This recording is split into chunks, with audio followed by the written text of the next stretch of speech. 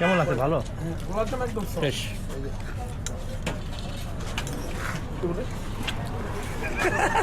আমি একটা খাবো।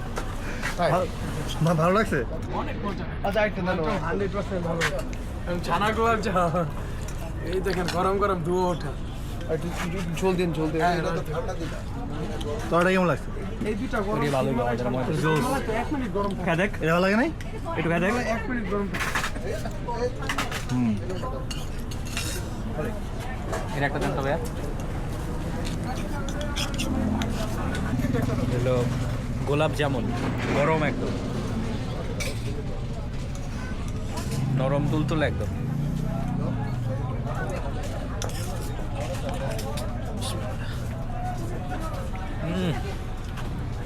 আসলে এটা ভালো না? নরম, অনেক ভালো।